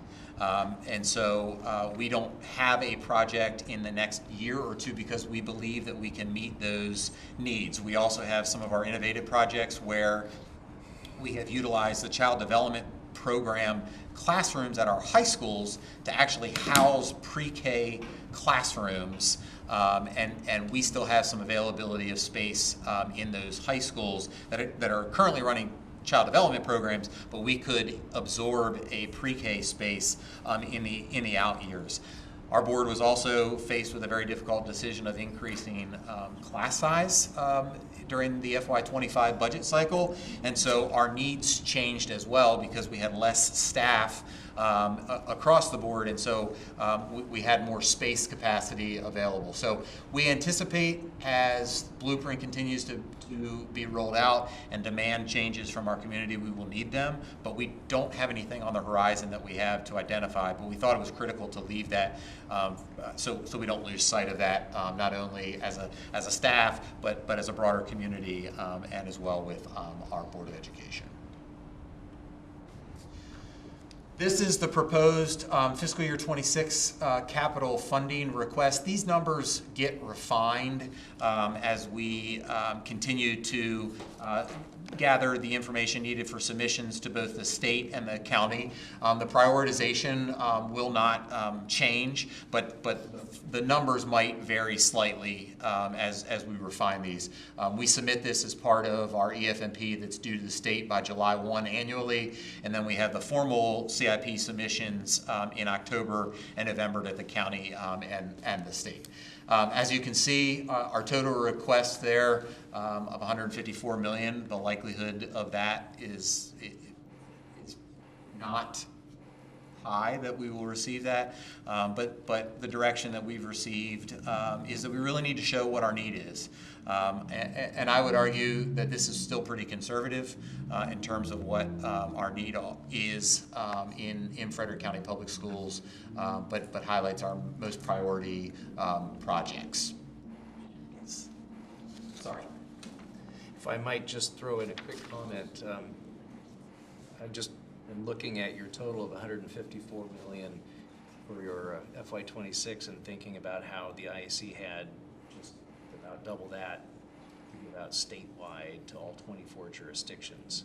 And so when Elementary School 41 came to us this last cycle for local planning approval and for getting a seat on the bus, so to speak, for state funding, the IAC did not have enough to be able to responsibly commit this year to that project, even though we absolutely agree, no question, you need that new school, you need it in that location, fully support the project in terms of its concept and scope, but because projects take 2, 3, 4+ years to complete, and because the state funding commitment to a project then extends over those years, the IAC already has $500 million in projects that we've committed to in future years.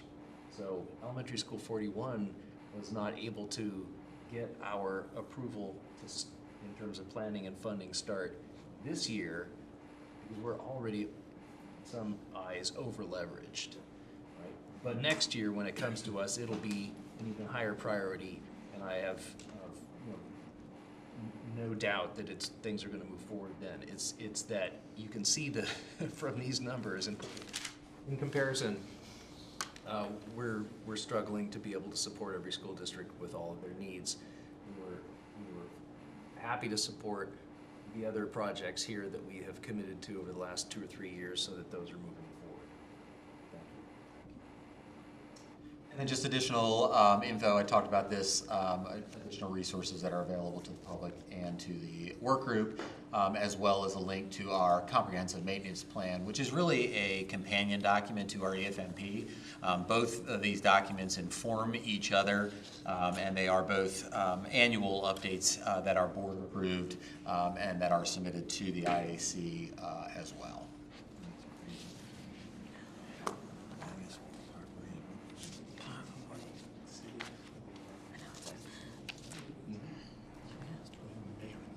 Dr. Leba? Yes, I'm sorry. Just quick, which are the 7 schools that are older than 70 years?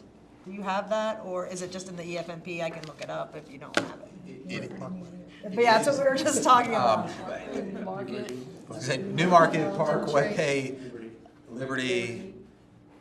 No, he's not that old. 70? Hang on. There we go. All right, Janice got the Bible there. Can I get back to you on that? Yeah. You're up next. So when How about I look that up and you, Here, do you want my book? I got it. Oh, he's got it up now. Sit on it. Okay. All right, so I'm going to go through this fairly quickly because our Board of Ed members and our county council members have had this presentation or a variation of it before, but I wanted to make sure that we're all starting at the same page. So I thought it would be good to talk about the county's role in school construction, which is to be a funding source. So we rely totally 100% on FCPS and the Board of Ed and the IAC to evaluate the projects from a legitimacy standpoint. And then we just basically take what is presented to us and we come up with the money to fund those projects. So, next one, Paul, please. Thank you. So while Dr. Leba was talking about what's coming in the future, which is the FY26 request, The county is still, right now, starting FY '25, which we just approved in May. So I'm going to be talking about the current year, FY '25. We will not get, even though we are all talking about FY '26 request, we don't get that at the county until November. So we're a little bit ahead of when we'll start evaluating FY '26. So for FY '25, linked to your agenda today was a link to our complete budget capital improvement plan document. And this is what it looks like in hard copy, but it's on the website. It's very searchable. It's highly entertaining because you can actually flip the pages and it gives you a little sound, and it's really a wonderful document to play around with. If you haven't done that before, you'll love it. So the county has a 6-year capital improvement program. And, you know, although we're focusing on schools, obviously there's capital needs for every other service and every other division within Frederick County. We have fire stations, we have libraries, we have roads, we have bridges, we have all kinds of, it all falls into our capital improvement program. But toward the back of the book is where you'll find the Board of Education beginning on page 243. So, and the one thing I want to say before I leave this slide, and it's something to keep in mind throughout this presentation, is while like the EFMP is a request for all of the projects that are needed within a given period of time, a 10-year look, what's in the county's capital improvement plan is fiscally balanced. The EFMP is not balanced based on dollar amounts. It's a wish list. It's a request that's going to come to the state and to the county for funding.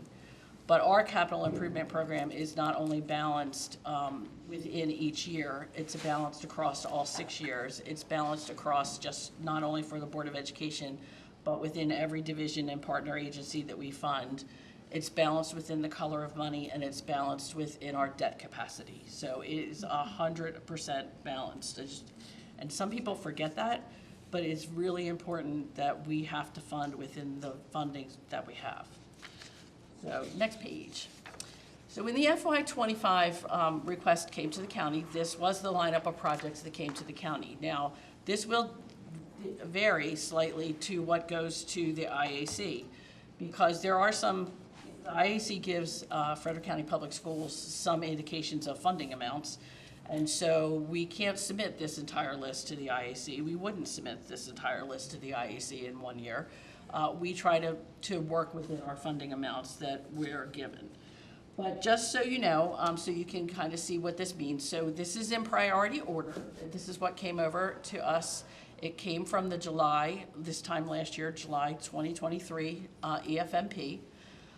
The projects that are in dark blue are projects that showed up in a previous version of the request. So we knew that those projects were on the horizon. They're either in process or we knew they were coming. So that's the dark blue. Projects that have the triple asterisks were projects that were funded within our previous versions of our CIP.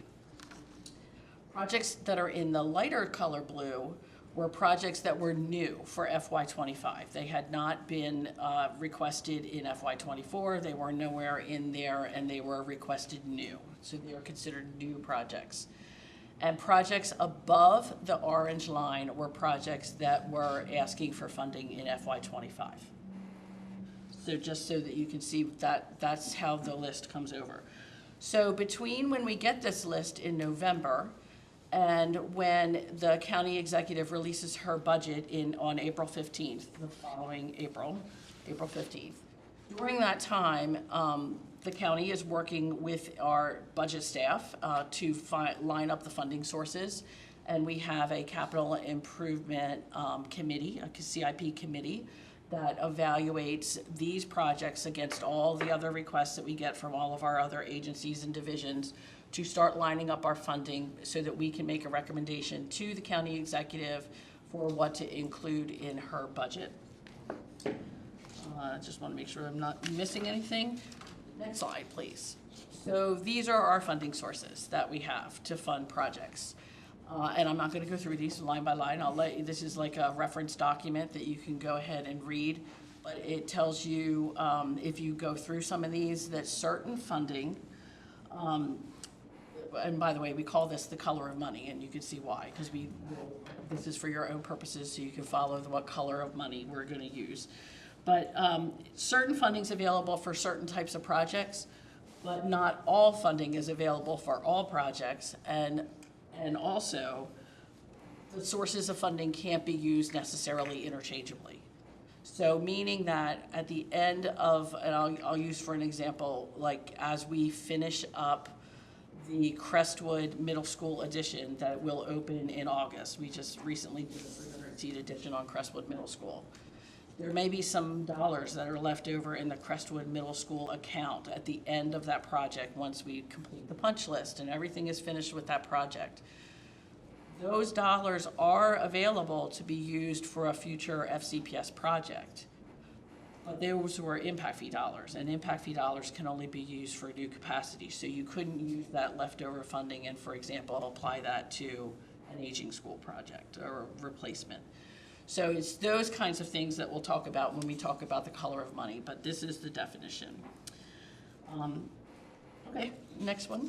So this is what our capital improvement budget looks like for FCPS and the Board of Education.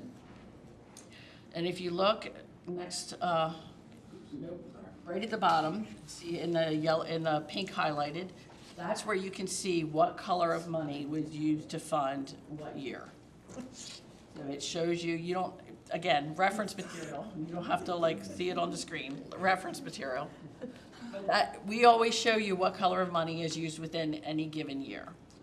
So you can see the county is, our total is $680.3 million will be funded in this 6-year capital improvement plan.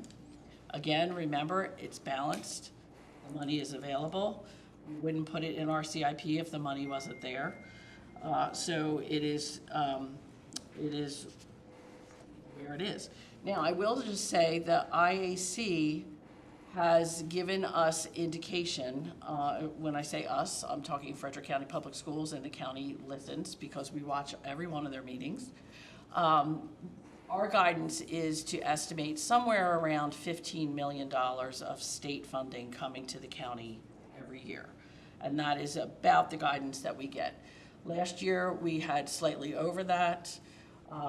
We also, there's different, and I'm talking about that's capital improvement money, like for CIP projects. There's different buckets of money that we get additional funding, for example, for EGRC, which is excessive growth and relocatable classroom funding, comes from the state, and we do qualify for that, at least in recent years.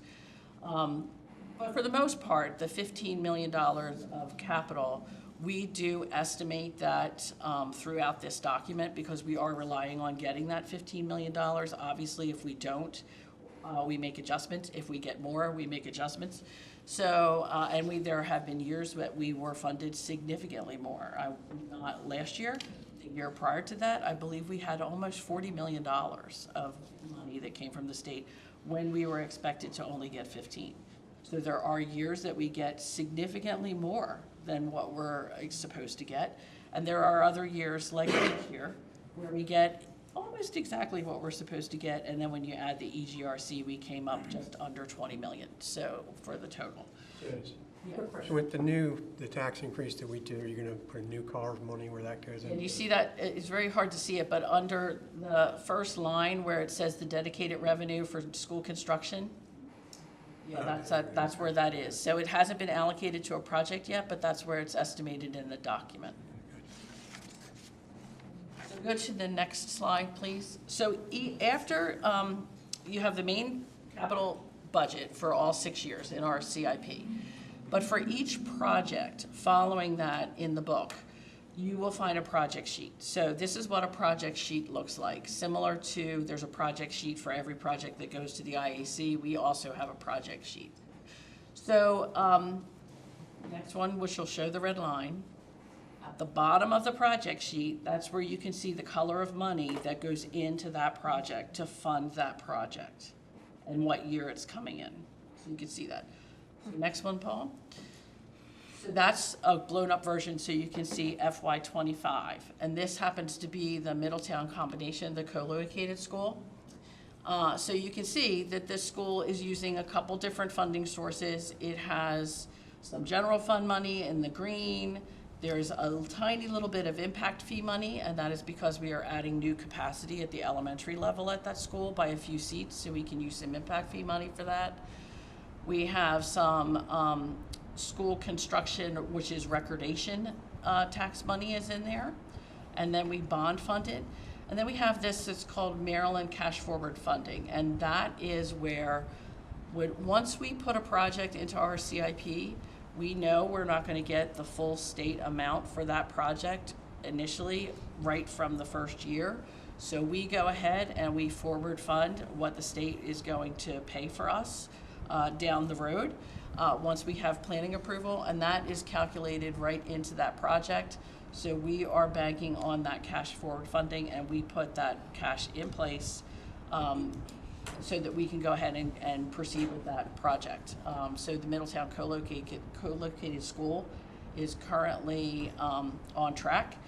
And in 2025, there was $20.7 million put into that project. And you can see from that very top line where it says the Maryland BOE capital project, that's what we've received so far in state funding.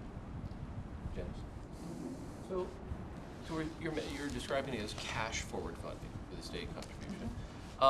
And maybe it doesn't matter, and it certainly bumps up in terms of our debt limits, but why not debt forward fund, through bonding, and so that you're marrying up the stream of monies coming back from the state with the debt servicing for that project? So I can only tell you what It's a Kelly question. It's definitely a Kelly question. It's probably more like a bond council question, but I will tell you what the cash forward funding is. So we forward fund what the state obligation is until the state can pay us back, and oftentimes that takes a couple of years. But as the state pays us, that money goes into this cash forward funding account. So that's where the money goes that we can then allocate for other projects. So for the last umpteen years that we forward funded projects, that is what is in that account, and that is what rolls into the next project. So as the state pays us, that's what we have to allocate. So, and Kelly should answer this, but I think it's because obviously we have a debt affordability of the amount of bonding that you can do to keep your rating, and we're at that maximum. So if we bonded that, we would go above that, and that could. Well, yeah, that is, and it's also reflected in your general obligation bond. So that we are funding according to that. Janice, when is the last time the county looked at recordation fees, impact fees, and the school construction mitigation fees? Not only the fee level, but how, in particular, school construction mitigation fees were applied? Okay, so everything's a little bit different. So impact fees and school mitigation fees increase annually according to the cost of school construction index as expressed as by a percentage. So for last year, it's an automatic increase that occurs on July 1st unless the county council passes a bill. Prior to that, January until July 1 to put in a bill. Last year, for example, the cost of school construction index increased by 5%.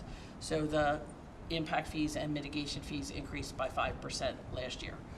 Recordation is different. Recordation, the county council has looked at recordation. A percentage of the recordation fee comes to school construction directly. It's about $1 for every $7 that is recorded. For every $7 recorded, $1 comes to schools. We'll put it that way. It's like 14-point-something% is what comes to schools. They do adjust that periodically through legislation, or maybe it's an ordinance, I can't remember. But there's also a portion of that same recordation that goes to park development and ag, and it's a formula. They haven't adjusted the school portion recently, but other portions of the recordation tax have adjusted. Can I add to that? Thank you. For a long time, the amount of the impact fee and the amount of the school construction mitigation fee had been lagging behind the actual cost. I recall. That was the impact fee was addressed through legislation in 2019. School construction mitigation fee was addressed through legislation in 22, I think, or 21. It was near the end of my first term. Yeah, it was. And those are now on that automatic annual adjustment per the current cost. Okay, But we lost a lot of time and a lot of fee that rightfully should have been collected. well, and I do want to point out that the city of Frederick also collects a mitigation fee. The county does not participate in that mitigation fee at all. The city collects their own fee and they expense their own fee. To date, they have not expensed their fee, but their fee amount is not the same as the county's fee amount. So we'll just make sure that, I don't want everybody thinking that there's one fee countywide, because it's not. The next one, which will show the 20, so just for comparison purposes, just so you can see how this color of money changes slightly, this was what was in our FY24 CIP for the Middletown co-located project. And the one thing to notice, I think, between 24 and 25, if you look at that total project cost, it was 96.7 million in 24, and in 25, it's now 113.5 million. So that's an increase of about $17 million or so that the county needs to fund. And again, the way if this is in our CIP, this is fully funded within our financial modeling. This is already done. But it is a challenge for the county when something comes in one year and it's a certain amount, and by the next year, one project, and we probably have, you saw the list of all the projects, one project went up by $17 million. So, there are legitimate reasons why that happens, though. So I don't want you to think that it's just all inflation, because it's not necessarily all inflation. This is a project that's currently going through the design process. As it goes through the design process, we start to refine a little bit more definitively what's going to go into that building, what kind of programs are going to be in that building, what kind of space needs are adjusted as we think about it a little bit. We refine those costs, and that all gets updated annually as FCPS submits information to us. Also, the IAC, we talked about the increase in the cost of school construction index that goes up. Well, it doesn't always go up, but in my common memory, it goes up every year. But so, this year I think we're looking at about a 3% increase, and last year it was 5%. Some years it's been way higher than that. So we definitely have to look at the cost of school construction. All of our projects are updated annually according to that new cost index. And then, we also have things that obviously we adjust costs based on what we're seeing bid-wise and code changes. And, Paul and his team and Adnan and everybody at FCPS works really hard with the county to make sure that we're all on the same page. We discuss these projects thoroughly, project by project, not only through the CIP committee, but also staff to staff, and the county executive meets with the superintendent. We discuss it there. We thoroughly analyze these projects, so I wanted everybody to know that. So you talk about the color of money, and I'm looking at I had a question about, so the city has the option of school construction, development, school construction, mitigation fee in lieu of the APFO. But none of those monies have been dispersed. So I think that's a great idea for a future agenda topic. okay. And if I'm right, Paul, the total amount there is like Yeah, let's, $6 million. Thank you. Okay, all right, so next slide, because so this is for a brand new school, so I want to show you a little bit about how the color of money changes. So you'll notice for this school, there's This is a brand-new school. Most of the funding for this school is coming from impact fee and school mitigation fees, because those are two funding sources that we use for new capacity. So I just want you to see that and then go to the next slide, as opposed to a slide for an age school that's going to be replaced, where you can see there's a lot more funding looking at general obligation bonds and cash forward funding for this school, but very, very little impact fee, and that's only because there's about an estimated 100 seats that would go into Brunswick High School at this point. Obviously, if that changes over the time, we will update this over time. Okay. So these are the projects that we're looking at within our CIP, our current CIP. And I just wanted to put this slide up here just so you can see, we really do try to have a very good mix of aging schools as well as new capacity. FCPS is required to maintain the 60, what was that slide, 67, 69 buildings? 67. Right, but I think there's some other buildings those were just school buildings. Correct. We have other buildings, okay? So they are responsible for maintaining those buildings. And it's not in our interest or the state's best interest to have those buildings fail. So we want to make sure that we're not only looking at our new capacity, which is certainly an issue in Frederick County, but we really have to look at that issue as it relates to our aging infrastructure, because it's a balance. We are responsible for doing that and making sure that we're balanced between new capacity and aging infrastructure. So we have dedicated funding sources to address different types of projects. For the dedicated funding sources for aging schools are our school construction reserve, which we just added this year, and the recordation tax. And for new capacity, it's impact fees and school construction or mitigation fees. We call them by both names. Next slide. So as Dr. Lebo was showing the previous map, the county also has a GIS department and a map. This map came directly from the county's website. So if you go to our Department of Planning and look under their data and mapping, you can come up with this. This is the pipeline as of April, what is included in the county and what is included in the city of Frederick and what is included in all of our other municipalities combined, not including the city of Frederick. So there's a significant amount of growth that is coming. The kicker is most of this growth was approved in between 2011 and 2014. So almost 10 years ago, we knew that this was going to come. This is not a surprise. It's when it's going to come that becomes the surprise.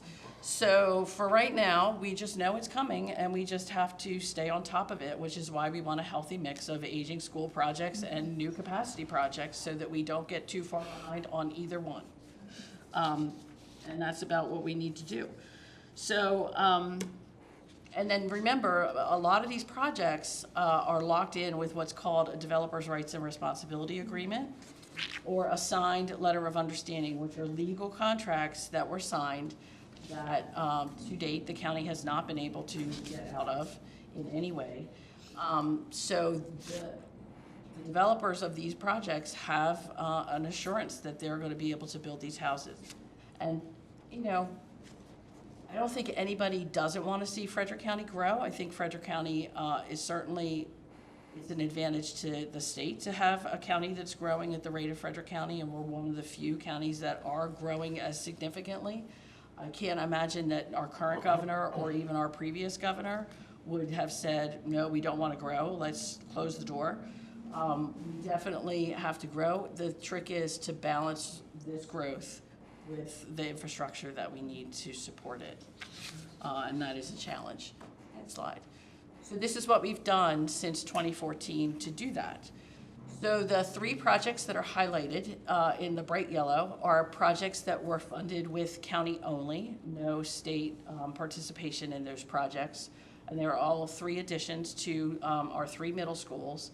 And I'll talk a little bit about, specifically with Crestwood and Oakdale, why. There was a time when Frederick County built schools with an oversized core facility and thought that we'll build a school with an oversized core facility to its maximum size. So at the middle school level, we generally build schools about 900 seats of capacity. So they would build it to the maximum 900 seats of capacity for the core facilities, like the hallways and the stairwells and the cafeteria and the gymnasium.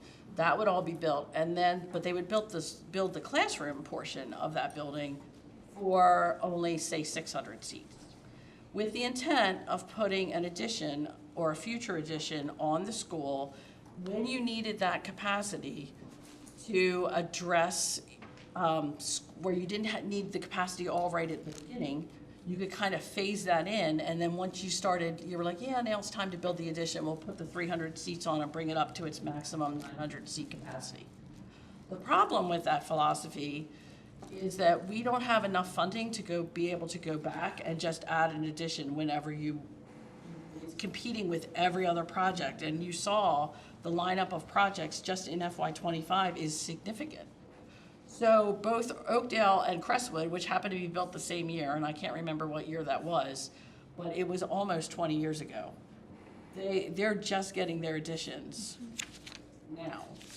And it's very difficult to put an addition on a building that's 20 years old and have all of your building systems marry up and be the most energy efficient and everything else that we're concerned about. So I would not recommend going down that road, and that's just from historical knowledge. But it's certainly something the committee can talk about if you want. But we did try that, and it didn't work. So you can see we've added 5,500 new seats since 2014.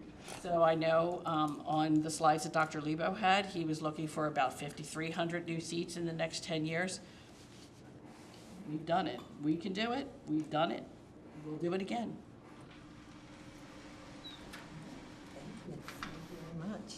Doug Miller, if I can answer your question real quick from a second ago, I have your information. The 7 oldest that are older than 70 years: Woodborough Elementary, Fairmont Middle, Parkway Elementary, New Midway Elementary, New Market Elementary, Middletown Middle, and Liberty Elementary. Thank you. All right, so moving, now, I know we really had an ambitious agenda. I know that. I thank you guys all for great information. So, Mr. Donahue, do you have any, we talked about prior school construction work group, did you have any information about that, or would that be better saved till next time? Sorry. Well, we haven't had any real sort of issues put on the table to really guide any detail, but what I can say generally is that the 2 districts that have done this sort of work group discussion to date were Prince George's and Charles County. And those discussions were focused mostly around whether a public-private partnership as a tool might be a good fit for them or not. Prince George's obviously concluded it was, and they've done 1 P3 so far to build 6 schools, and they have just concluded a second P3 agreement to do 8 schools. Charles County's work group met a number of times over the last year and a half. It has not finished grappling with the question, has not made any decision as to whether Charles County feels a P3 might be a good fit for them or not. Their needs are different from Prince George's, their circumstances are different. That is yet to be determined. Those work groups were not as comprehensive as the charge set for this one. I actually am very encouraged by the comprehensive nature of the charge here, because portfolio planning and management has to be comprehensive. And this discussion should not be just about one tool out of the many tools that should be in any school district and county's toolkit, including P3s. That's not a panacea for anything. So we're already in the right direction. I don't want to limit the discussion in any way. I think it should be exactly as it's laid out in the legislation, which is a comprehensive look at the needs first, and then potential solutions that could be considered in the toolbox or menu of many solutions, because there will be a number of solutions needed. It is the nature of a portfolio, and it is the nature of the changing set of demands that you're facing.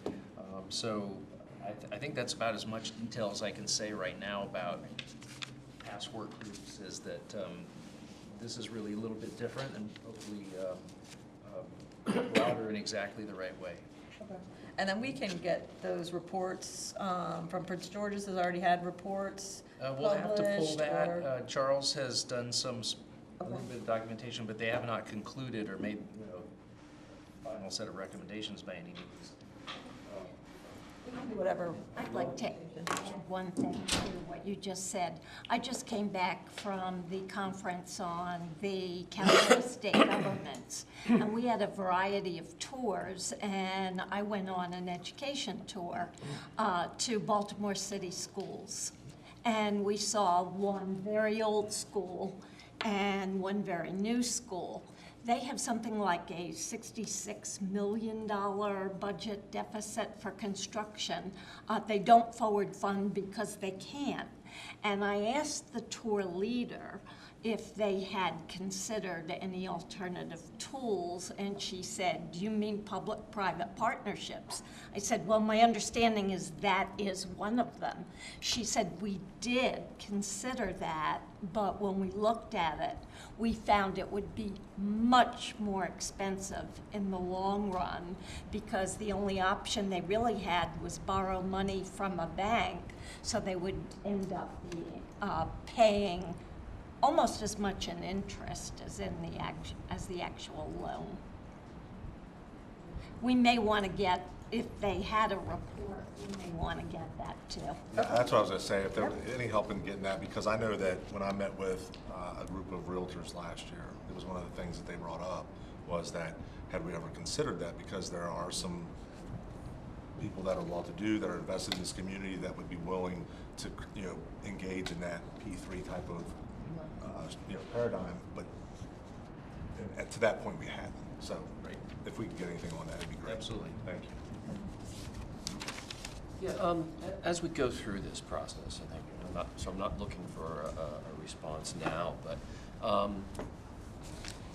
we want to have a broad, far-reaching discussion, but we also want to keep some guardrails in there. And for me, the guardrail is when we start considering options that might, from the state perspective, kind of jeopardize some of our local funding. And I'm thinking back to some examples. A number of years ago, there was a proposition from one of the first councils about looking at a form of P3 that was more focused on kind of a commercial construction style for schools to keep costs down. And one of the concerns there is that we might jeopardize, our state funding for that kind of approach. So it's just an example. But as we go through this, I hope you'll always be there to kind of say, well, if you're going in that direction, I understand why you might want to from a certain perspective, but that might not look, from our perspective, as something that the state would need or want to contribute towards. So those kinds of guardrails on the discussion, I think. Absolutely. Alex is good at that. Yes, we definitely need that. And then, Dr. Lebo and Ms. Spiegel, would you guys be willing to move that topic to talking about like the work group that the county had done with the Board of Ed to the start of next agenda? Does that work? Because then that would set us up to thinking about different options and things like that. Would that be okay? Sure. Okay. And then, so as we're talking about strategies, we got a lot of information today, and then we have links to a lot more information. I don't know how many links, like thousands of pages of reading or something, probably all linked on there, something like that for some light reading. Makes noises. It makes noises, which will keep you, keep you engaged. So what I would like to do or propose to do, if it's okay with you all, is as you guys look through the information, or if you have questions, or if you have questions about the meeting, either for the state or FCPS or the county, I'd like to start like some kind of document where we can start compiling the list of questions. As they come in, we'll disseminate them to the leaders of the various organizations, and they can get that information back to us, and then we can also then post it for the public at our next meeting so that the public would have the benefit of all the questions that we ask as well. Does that work for people? Yep, okay. And then, so starting off at the next meeting, you guys leading off with those topics, and then we'll have a, like, kind of go over some of the questions, like a brief discussion, and then we'll set future agenda in a minute if there was anything else anyone wanted to add. And I was thinking the end of August, because this was kind of like our July meeting. We're trying to push everything in, because we do have a December 31st date to have this report done. Oh, that's no time at No, all. yeah, yeah, I'll just fly right by. So, so we do have that. Are there any member remarks at all that anyone would like to add? So one other question, just talking about Baltimore City, does the Maryland Stadium Authority still run the Baltimore City construction? It is continuing to manage the last 2 or 3 projects in the 21st Century School Building Program, total 29 projects. But once that's finished, their role will end with City Schools is starting to do their own projects now. They've successfully done a couple of net zero schools in the last handful of years. So they're transitioning over. Dr. Levi, and this is a question, maybe potential thought, because this building was done under kind of a unique project, at some point would it be beneficial to share, and again, I didn't agree with how it was done, Right. but how this Yes. building was done and what the implications of that were, because I think it leads into the private partnership costs and things. Maybe putting that, yeah, as like the past experiences from, and lessons learned for the next meeting. Yeah, definitely lesson learned. I just have, Mr. Donahue, when you guys have these discussions, you know, with the electeds in Annapolis or those areas, are you hearing, what's the dialogue like about the impending blueprint? I mean, are they still having like spirited, like it's gonna go all the way, or is there an impending like fearful doom that there's a lot of collateral damage and consequences as a result of that? I mean, anything? So overall, the IEC doesn't have much role in the blueprint, aside from tapping the Accountability and Implementation Board and State Department of Education for guidance and understanding on what they're saying programmatically, so that we can then identify what are the facilities ramifications of those programmatic plans. One of which you identify was 300 more classrooms. Right, exactly. So unfortunately, we're not in a, when it comes to the blueprint, we're not really, That's fair. you know, in the driver's seat or the front seat at all on that. And what we're looking to do is help marshal the data to show what the facilities effects are, and make sure that that information's on the table. I mean, it's a serious challenge, so I appreciate that. I mean, and it's not just the state. I mean, this is one that goes back to the counties, so, thank you. Senator? I had 3 points I wanted to make on the last couple of items, and the blueprint is one of them. The blueprint is not going away. We made tweaks to it this year. We voted on that. We made some adjustments because over time we realized some of the goals weren't totally realistic, and we modified them.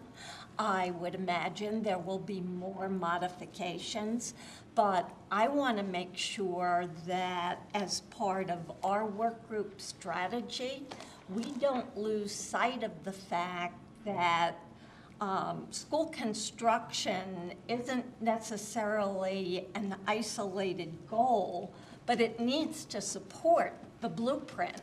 The way we construct schools needs to support the goals of the blueprint. 2 other comments I want to make is, in the interest of time, I'm going to suggest that we all submit future topics offline and then, you know, if a topic gets the majority of votes, it goes on the next agenda, and then it continues. One final suggestion, you have on the agenda work group times and schedules. Also, we can do offline. So if, I'm going to make a suggestion, if we meet during the day, fine. If we continue to meet at night, I am going to recommend that we get a different level of support. I don't think it's fair to ask Catherine to come in the evening. So if this group chooses to meet in the evening, I would suggest we either elect a secretary from this group or ask the chair and co-chair or vice chair to supplement that support. We have staff. April Montgomery's also taking minutes right now. So yeah, we definitely have worked out with some extra adjunct staff to assist, certainly. But yeah, so that we can also do offline. We can talk to the members and see what kind of evening day. I know daytime would be very difficult for our partners at the IAC to do. It's not impossible. Yeah, okay. Don't let that restrict your. Okay, great. So yeah, so we'll talk about those two topics. Is everyone okay with that, talking about those and then making some decisions on the future agenda and meeting times? Okay. And then I just want to especially thank you guys for driving down and the trip and everything. It was very informative. Mm-hmm. For some of these proposed offline discussions, are we subject to the Open Meetings Act? Okay, Yes, so we we are. gotta manage that Yes, well then. yes, I will manage that well. Everything on our computers is subject, so. Discovery. Yep. So if we email a suggestion for a topic, and anybody can see that. Yeah, absolutely. Anyone else comment? Nope, okay, great. And so I think, if any other comments for the good, we are on to public comment then. Everyone, okay? All right, now I will need some help managing that because I have no idea. Run the timer here. You got your timer? We have a meeting date for next time? No, that's what we'll have to talk about. It'll be the end of August. Yeah. Yep. Public comment list?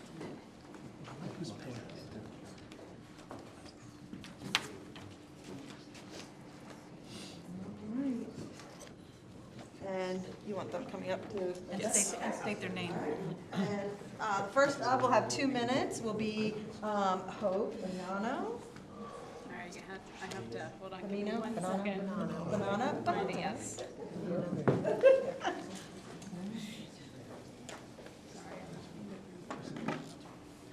And we have 3 people, there are only 3 people signed up.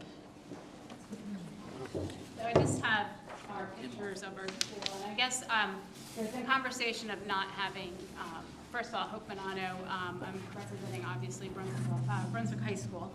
And I think we should recognize the fact that our advocacy for Brunswick High School is basically how this group came to be today. And how there's been conversation at the county about new taxes, and there's been conversation at the state level because of our group. So although it's not specifically about Brunswick High School, I think we need to recognize the fact that we are here has brought this situation of the high schools in our county, 4 of them, being built within a 10-year period and need to be replaced. And just wanted to make that point. So real quick, fall of 2023, FCPS submitted for funding to the IAC for the planning design for school number 41. And BHS, you saw the planning was about $20 million for planning and design for 41 and about $11 million for Brunswick High School. Both were denied because, as you saw, the reasoning, 30% of these schools are being funded. We need more money in that. BHS, school number 41 was on track, is now on track because the county recognized the overcrowding issues. BHS also needs to stay on track this year. There is some serious problems. We don't have the overcrowding, I would say, I'm going to put that in quotations, in the ways that you have it at Oakdale Elementary School, but if you look at the classrooms, our classrooms are 200 square foot, undersized. So our individual classrooms, 36, 40 kids are in that room at one given time. Yes, they are overcrowded, but we also have fire safety issues. We have ADA accessibility issues. We have security issues. We have health safety issues. There's mold, mildew, brown water, asbestos being abated today. Leaks in the windows, walls, and roofing systems, and overcrowded classrooms. In addition, we have those educational spaces that are lacking. Don't meet the state's standards for spacing technology. In May, the county approved a property tax rate increase expected to generate, as we saw today, about $21 million in revenue annually, all which would be dedicated for this kind of school construction. We need to find that creative solution that you found for school number 41 to get Brunswick High School to stay on track. In addition, I know I've run out of time, but we are the reason why we're here today, so I'm going to take my time. We need to think about how we make Brunswick High School a school of 1,200, a school of 1,100. You have Tuscarora High School that is pushing at capacity. You have Frederick High School that's pushing at capacity. We have the surrounding districts to add those seats, to add the impact fee money that our Brunswick Crossings families are paying to help pay for the school. We need to get it done. We need to see what happened for school number 41, happened for Brunswick High School. Thank you. Thank you. Next up is Brent Simmons. Come on up. 2 minutes, sir. Thank you. You didn't state your name. Brent Simmons from Monrovia. I think it would be good to have part of the discussion. I'm throwing in my 2 cents for topics. The school capacity rating, how that works, when it's done, when it's updated, like if there's renovations, if there's redistricting, or any, not redistricting necessarily. And if that's something that the county could ask for a specific school, if that could be revisited just to make sure that the state rated capacity is accurate, because there are other ordinances that are tied to state rated capacity of a single school. I think that would be a good topic to talk about. The other thing that, especially for the property that's been purchased around in Monrovia, around the 75 and 80 intersection, I know that there used to be, anyway, at least 40 years ago when I was going to college, that there were a lot of universities that had funding for education when there was a curriculum involving agriculture. And it's not only from the universities, but it's also from the federal government. And I know that doesn't help the old schools, but new schools, new high schools, especially somewhere in Monrovia, that might be something to look for additional funding. Not only for the construction of the school, but ongoing funding if the curriculum is regarding agriculture. It can also be part of research, the research that can be done by the high school students about what crops grow best. That's hops that can grow in Frederick County for the breweries. And it also preserves the agricultural land to a certain degree by having a working farm as part of that curriculum. So I think that would be a good topic and a good maybe solution for new schools. Thank you for your comments. Kat Berry? Hi, I'm a sub for Frederick County. So I've gone to quite a few schools.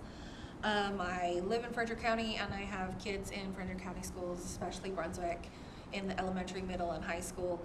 But I just want to start with a quote. It says, "I continue to believe that children are given the necessary tools to succeed. They will succeed beyond their dreams. Everyone works better when they have good and clean environments. So I'm asking, please provide Brunswick High School with the tools that they need to thrive. Please provide the hardworking teachers the tools, space, and equipment they need to succeed. Please provide the students the tools they need to succeed by providing enough space in classrooms instead of students squished in small classrooms. Provide an environment that it does not pose a health risk by having rats and bugs and stuff like that in their schools. And also a fire hazard, because it's kind of crazy in that school. They need to have a good environment, a healthy environment, so that they have these tools, not only these students, but the teachers. So thank you. Can you just state your name for the, Oh, just for the sorry. record, it's my, yeah. Pat Berry. Thanks, Dad. All right, that concludes public comment then, and we are adjourned.